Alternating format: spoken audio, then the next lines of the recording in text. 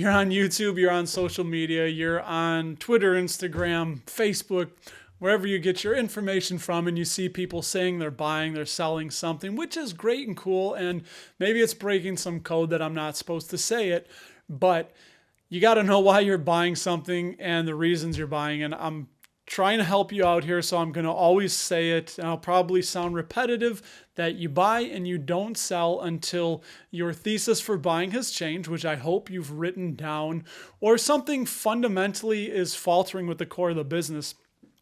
I just got home, sat in the car for an hour and a half, back from Milwaukee. I live right outside of Chicago, so I got a big job going on up there that's been occupying most of my time, and sitting in traffic, thinking about something that I want to get out to you.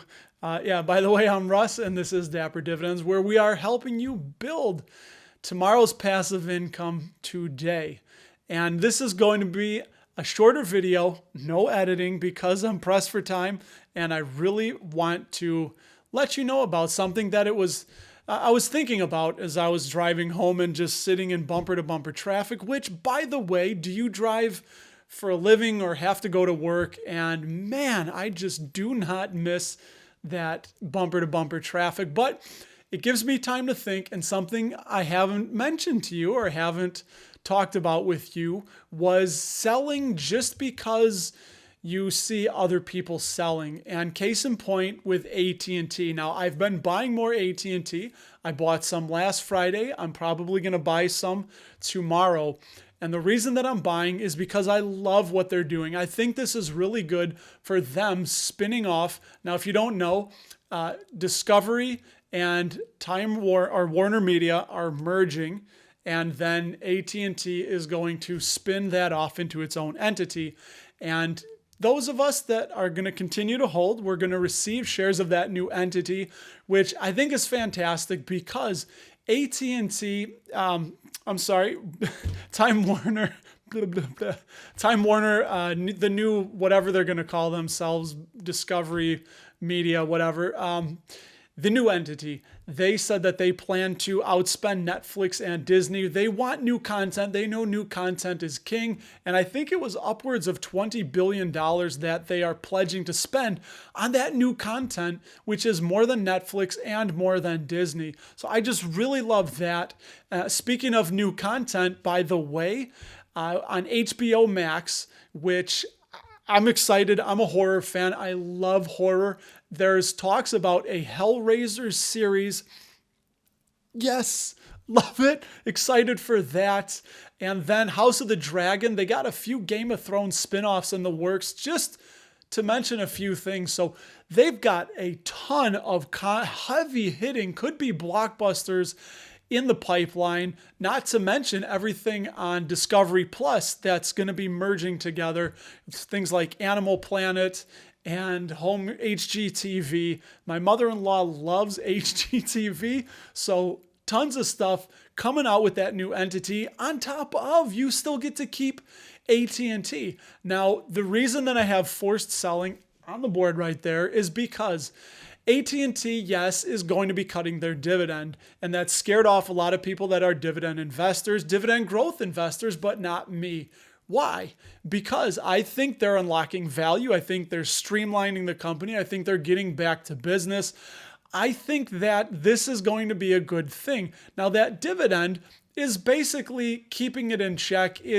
They're losing a lot of revenue with Warner Media that's going out the door into its own entity. So they obviously have to pare that dividend back. They have to get it back in line with the new cash flows. So it's still going to be, from what I've been hearing and seeing, around 5%, which is still phenomenal for a dividend. I don't know. I see that people don't want 5% dividend yield. That's fine. But forced selling, the reason I had to bring this up and I wanted to tell you about it is because when certain ETFs and institutional investors, they take, for example, NOBL, the Dividend Aristocrats ETF, they only buy companies that have been paying a dividend for 25 years or more, increasing that dividend for 25 years or more. And AT&T is obviously going to lose that status, but that's okay because that's just a number and they have to do what's right for their business. So AT&T is not going to be a dividend aristocrat any longer. They're going to go start back from zero, and there's ETFs that can no longer hold them. So they, because of the criteria that they put in, like you could have criteria for an ETF that the CEO eats bagels every Tuesday for lunch. And then only CEOs of companies that they eat bagels every Tuesday for lunch, that can only be put, that matches the criteria to go inside the ETF. So AT&T not going to meet that criteria. So there's a lot of dividend ETFs that are forced to sell, hence forced selling. They're no longer going to hold them. So that puts pressure on the stock. And then a lot of retail investors see the stock price dropping and they get out as well. So that's why I say always know why you're selling, always know why you're buying. You have to know, and don't be like me and sell Tesla because I heard people saying that they were going bankrupt. All legitimate arguments from some very, very smart people back in the day when I was listening to this. But it goes to show you that nobody knows what's going to happen.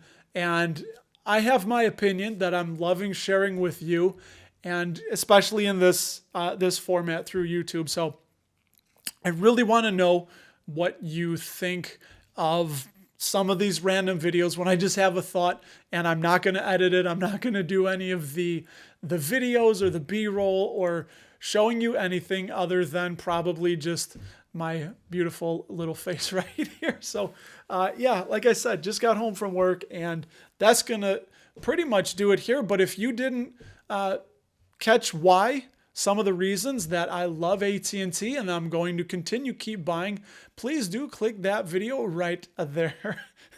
And I will talk to you there as well. Take care. Bye-bye now.